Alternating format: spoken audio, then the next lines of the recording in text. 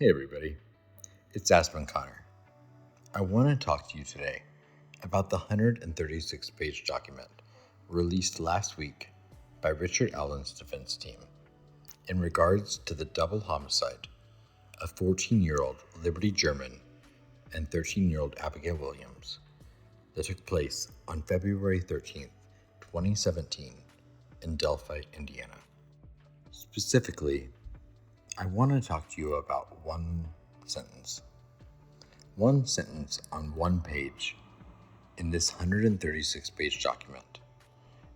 A footnote, actually, that, in my opinion, is another example of something that if you've been following my coverage on It's a Crime and Shame YouTube channel, you won't be surprised to hear.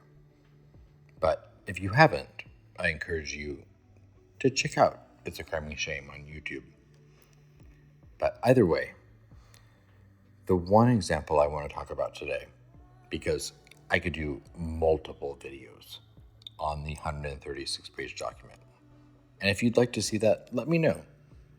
I mean, I've given a lot of my thoughts already, but if you'd like me to break them down one by one, I don't have anything better to do, let me know.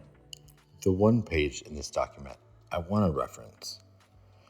I want to go through all 136 pages because every one of them made me want to scream. But the footnote that I'm referencing in this video that I want to focus on is involving a yellow rope. And it's referencing a crime scene photo that the defense, in my opinion, is using like they did in 90% of this document to make a fantastical narrative of what may have happened in a horrific example of animalistic brutality. But I'm getting ahead of myself. The footnote I'm referencing is said to provide a picture as evidentiary proof. But like a lot of the other examples of proof that were given in this document, those were made confidential. The document itself was specifically made to be made public. And again, I'll go into that after this. But I want to talk for just a minute about the yellow rope. Because they're using the yellow rope as an example of Abigail Williams possibly being tied up with this yellow rope and hung from it, when that may have happened. There may have been some element of her being treated in this horrific manner and disgusting behavior that allowed for Abigail to not be covered in blood in the same manner, in such the disrespectful manner that we know that Liberty was. But I don't believe the yellow rope is one of them. And I'm going to play you some audio from the Carroll County scanner audio from February 14th, 2017, that is going to show you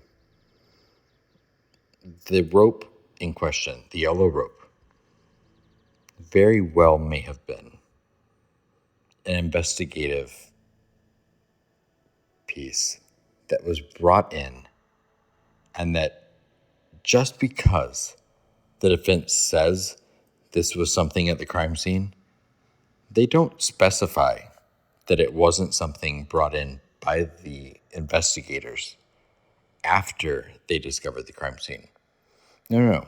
They imply that it was at the crime scene.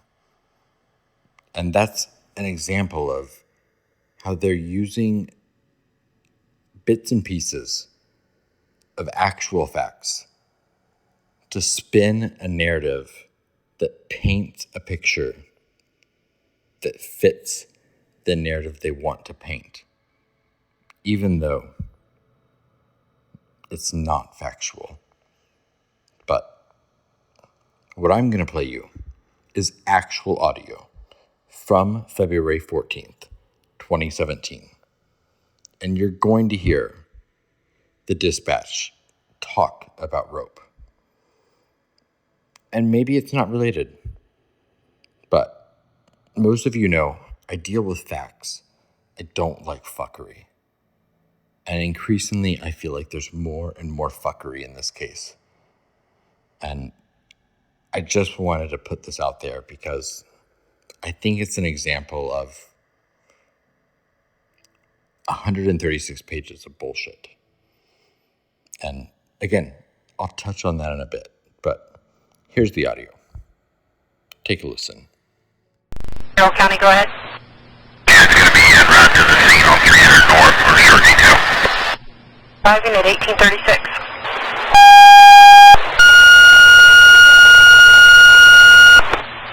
This is Bubba Howard County Sheriff's Department Evening Radio Telephone. Need to acknowledge the test case J269-1838.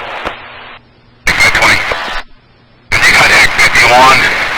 Have somebody bring 520 out. 528. We need the ropes. County. 521, were you clear with 520's traffic? He's needing 528 to come out. Reference need rope. You. And value 1851. Check one back in service at 1830. Check 1853. Service 1908. Wait, 902. County 902 has Medic 1 marked in service in the hospital. Medic 1 has cleared Saney East. Anything. Again, that's audio from February 14th, 2017, from Carroll County Dispatch and investigators requesting rope and discussing the rope. We then fast forward to this document that is, in my opinion, a piece of fan fiction written by the defense, saying there was rope at the crime scene. But again, just like everything else in this document, they layer their narrative on top of horrific crime scene details at the expense of a 13 and 14-year-old girl that aren't here to defend themselves, that aren't here to explain what happened. I feel like the way those girls were left in those woods was a desecration of humanity. And I feel like what Brad Rossi and Andrew Baldwin did in the 136-page document that we read last week was echo that disrespect and desecration. And I believe that when it comes down to it, we will never hear the word Odinites or Odinism or ruins or Brad Holder mentioned in the trial of Richard Allen, because Judge Frances Gull is a smart, fair, intelligent woman. This document was never written for the court. It was written for the court of public opinion, and it achieved the goal that it set forth, and that was to get everyone talking about something other than Richard Allen. But when you actually read the document, and again, I could do several videos dissecting the entire thing, and I'll be happy to do so, but I maintain those words, this argument, will never be admissible in the trial of Richard Allen. And I will eat my words if I'm wrong. But Andrew Baldwin knows this. And I've read all of the ethics rules when it comes to being an attorney in the state of Indiana. And I'll save my opinions on the amount of violations I feel like that were made by the defense in this, but I will make this one point. This was intentionally made to be made public. I mean, it says so right there in the documents. And my understanding is the court sees through this 100%. If they didn't, they would not have immediately made this 136-page document confidential.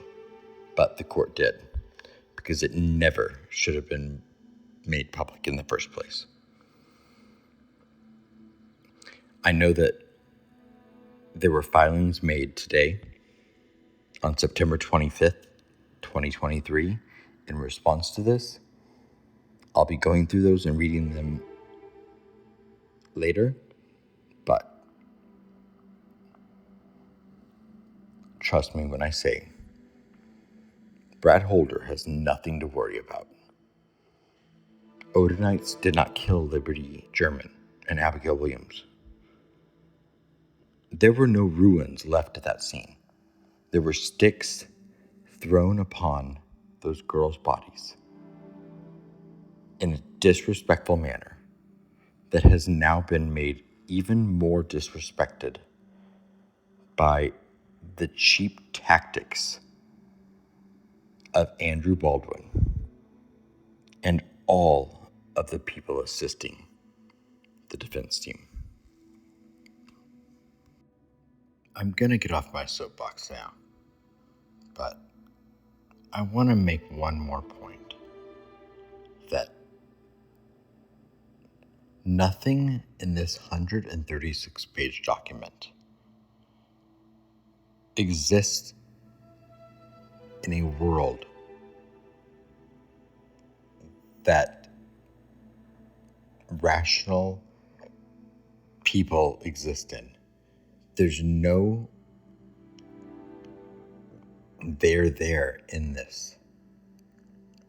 If you read the 136-page document and you came away from it thinking Richard Allen was innocent, I want you to remember the defense is trying to tell the public that their client is innocent. At its basic level, that is their job. The gray area that exists beyond that is the problem that Andrew Baldwin has gotten himself into.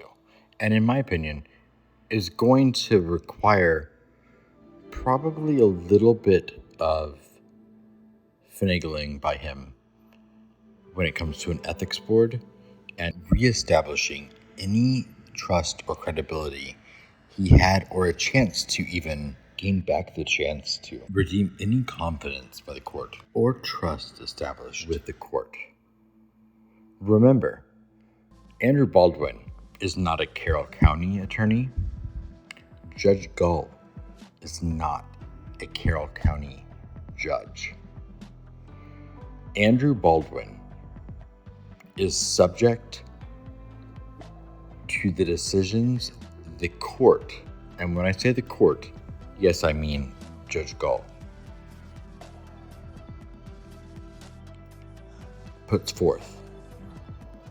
But I feel like this was a cheap win that Andrew Baldwin threw out there that was immediately seen for what it was by the court and by Judge Gull, and that will sadly probably have more negative effects for the defense than positive.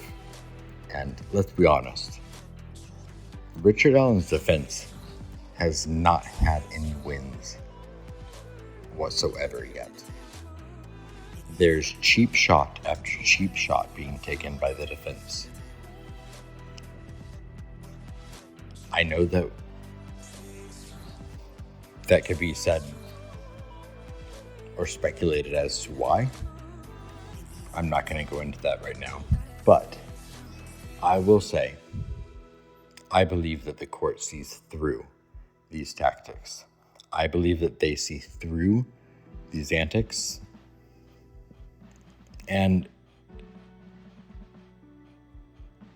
the disregard for those girls that was shown by the defense will not be forgotten by the public after the excitement of this narrative has worn off. And nor will it be forgotten by the court. Because when you make decisions in life, they have consequences. And as Grant Morrison says, the measure of a man lies not in what he says, but what he does. Don't quote me on that verbatim, because I could be wrong. But the message is important. Because what I'm saying in this is that the defense team, led by Andrew Baldwin, is creating a relationship with the court that's going to be based in falsity. As I guarantee you, you will see in the court filings, in the response by the court in this. They will be done so in a respectful manner, but mark my words, you will not hear the words Brad Holder in that courtroom if this comes to trial. You will not hear the words Odinism in that courtroom if this comes to trial.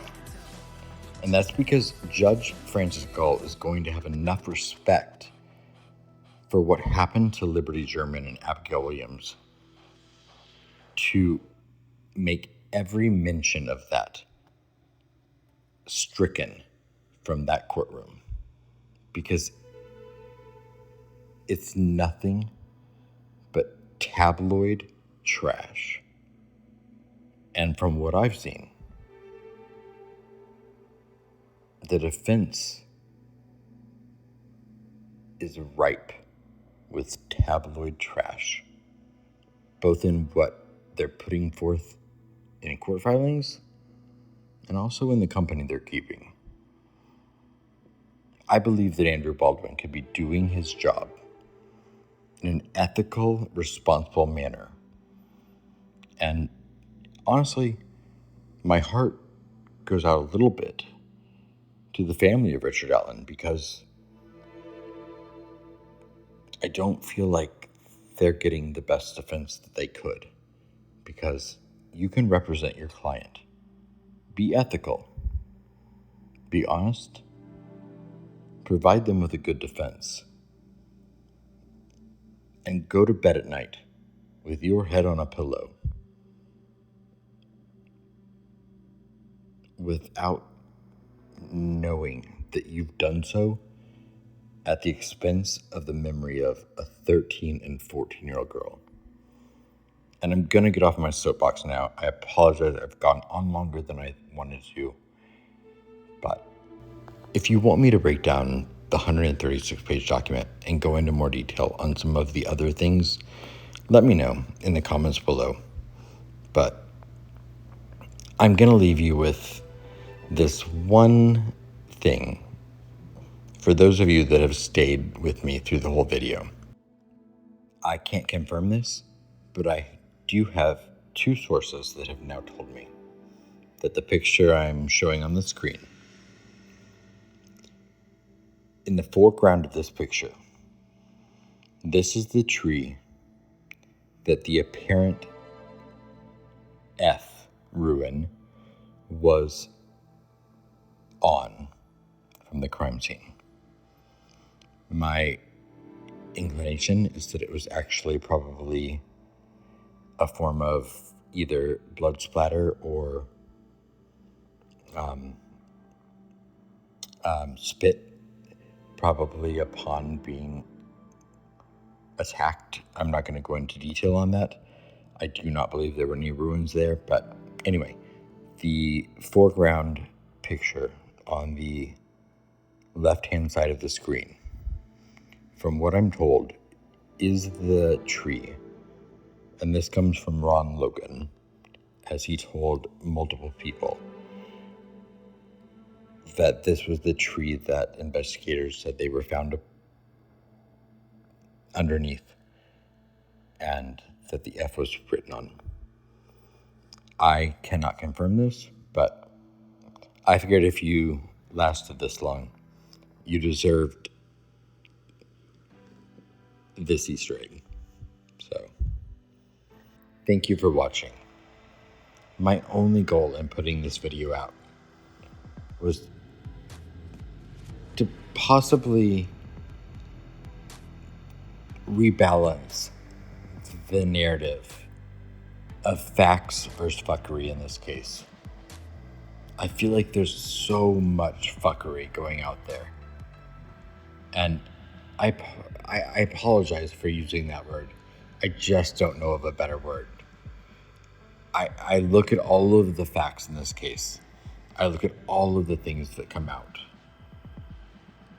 90% of it is exactly like this 136-page document. Pure fuckery. But anyway, I appreciate you taking the time to watch. I appreciate you taking the time to listen. And I look forward to your comments in the section below.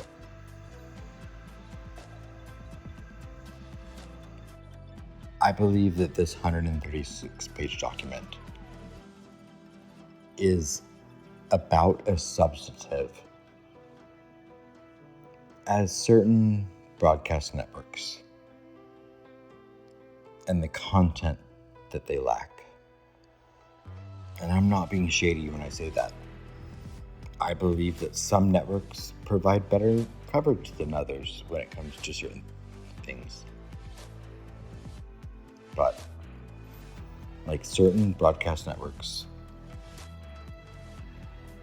are lacking in content, this 136-page document is lacking in substantive nature as well. So, remember, it's important where you get your information from. It's important on the sources you trust. And it's important that you remember to think about why the people giving you information are doing so. If it's self-serving, I would probably trust it a little less. But hey, that's just me. I appreciate you watching this video. I hope that you're having a good day. And don't forget, stay safe out there.